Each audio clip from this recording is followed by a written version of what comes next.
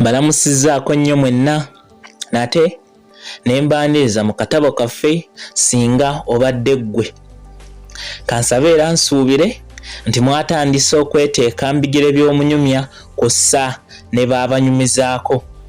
Era bwe kiba bwe kityo muba munkoze bulungi nnyo. Leero nkomyewo n'ekitundu kyaffe ekirala mu ssuula ey'omukaaga, ebbaluwa ya maayi ennyungula amaziga gye twakomya mu kkubo omulundi ogwayita, era bangi mwawulirwako nga mwemulugunya, naye nsaba kisonyiwo. Mbasaba munzikirize mbatwale butereevu mu kitundu kyaffe eky'olwaleero, wabula nga nsoose kubajjukizaako katono we twakoma oluwedde.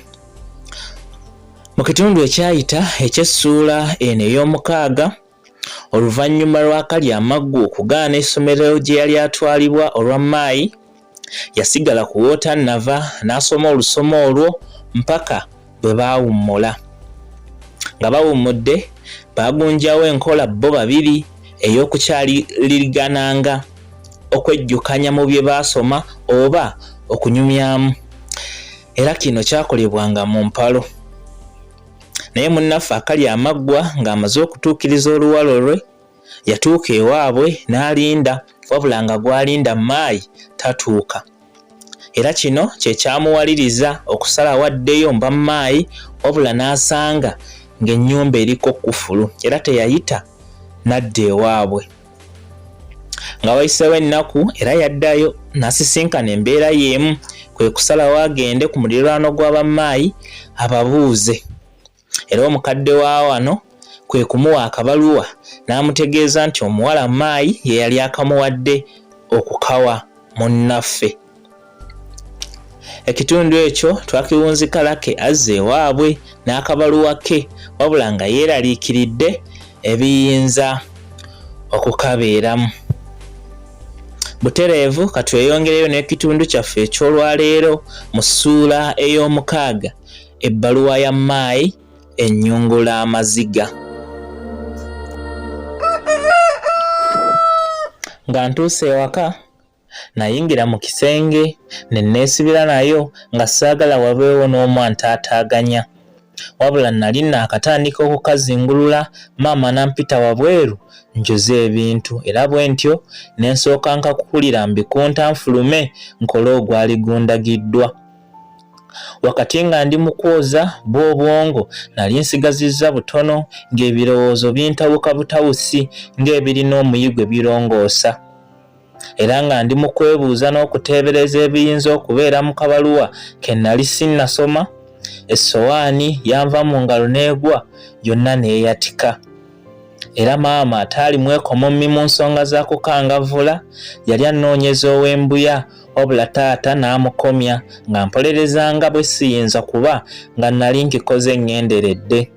Wabula ne maama yasooka kulemerako nga ye abuyita busamaavu, naye oluvannyuma taata n'amukkakkanya, bwe ntyo ne mpona. Ebintu nga mbimaze nayanguwa ne nzira mu nju mbakane n'akabaluwa ke nali neesunga, wabula ng'ate n'okukeeraliikirira nkeeraliikiridde. Nkayita kabaluwa naye yali bbaluwa yennyini empanvu obulungi, era yali esoma bw'eti: Ow'omukwano lake, obulamu bukuyisa butya munnange? Wabula kansabe era nsuubire nti oli bulungi ow'omukwano. N'obwange tebubadde bubi okutwaliza awamu, mpozi lwakubwa nkusubwa ebitenkanika. Wabula munnange nkusaba onsonyiwe olw'obutasobola kujja wammwe nga bwe mbadde nteekwa. Naye bambi si kwagala kwange nti nze nayagadde kibe bwe kityo. Nedda munnange, nnyamba tolowooza bw'otyo. Ekituufu ekiro kino kyennyini nange maama lwakantemye nti enkya tulina okusenguka tugende ku kibuga anti mbu baamufuniddeyo omulimu. Sirinawo entandikira kugaana anti naawe okimanyi bulungi nti ennyumba tugirimu bwa babiri bwe ntyo sisobola kugisigala mu bwomu. Ate ne bwe mba nsobolanga bwe mpulira njagala nkakasa maama tasobola kuŋŋanya kusigala kuba ensonga gye nninawo okunsazaawo okusigala ate sisobola kugimugamba nti ggwe. Mbadde ndowooza nti ku makya nkeera enzige nkusiibule wabula ŋŋambye enkoko tuli baakugikwata mumwa. Mbutuufu nkuwandiikidde bino nga n'amaziga gampitamu anti simanyi ngeri gye ŋŋenda kumalako w'otali. Mbuusabuusa nga ddala gye ndaga nnaasobola okufunayo omuntu omulala ayinza okuntegeera nga ggwe oba kale oyo ayinza okukola ekitundutundu ku ebyo by'obadde onkolera. Amazima buli bwe nzijukira bwe nazuukukira mu mmotoka ne neesanga nga ndi ku bisambi byo omutima gwongera okunnuma ne neebuuza nti ddala alibaani oyo. Ate bwe nzijukira bwe weesubye essomero amatiribona ku lwange ne nnyongera okunakuwala. Wabula ekyennaku nti mu kaseera kano nze nfaanana okuba nga sikyalina kye nkyayinza kukyusa era munnange ŋŋenda.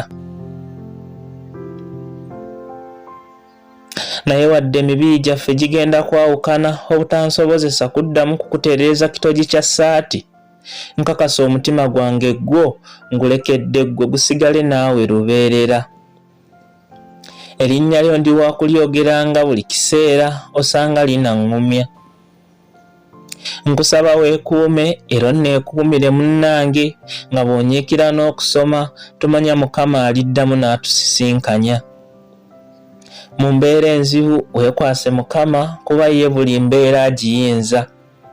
Wabula nyiikira okunsabira kuba nkakasa nti embeera y'obutabaawo obwo yakunkaluubirira okusingawo singa siibiteekemu ssaala. Nsembayo nga nkusaba ebbaluwa yange ogikuumire mu kifo w'oteeka ebintu bye eby'omuwendo ogitunulengako tolinneerabira era mu maziga amangi munnange weeraba.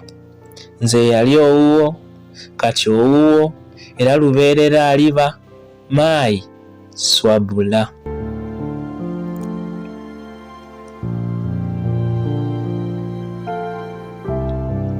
Mbutuufu ebbaluwa eno efaanana etali mpanvu nnyo naye nagisomera kyenkana essaawa nnamba anti nagisomangako ennyiriri nga ziizo n'enzira mu maziga. Kyali kizibu kukkiriza wadde okwefumiitiriza nti munnange yali agenze ate ng'ekituufu bwe kyali. Nga naye bwe yali nange bwe nali neebuuza bwe ŋŋenda okumalako waatali. Gy'emikwano nalina mingi naye maayi yali wanjawulo bannange. Nagezaako okwewa ensonga kwe nali nnyinza okusinziira okuguma wabula nga nze nzeekubiramu ebituli. Naye baka nga ntunudde waggulu wabula nga amaziga gakulukuta nga agava mu nsulo ne gakkiririra ddala mpaka mu matu wabula nga nze n'agagasiimuula sigalina. Nali nkaaba wabula nga sivaamu ddoboozi naye nga bye ndowooza ennyanja ntono. Nagattagatta eby'emabega n'ebyaliwo mu kaseera kano ne nnema okukkiriza ekyali kigenda mu maaso.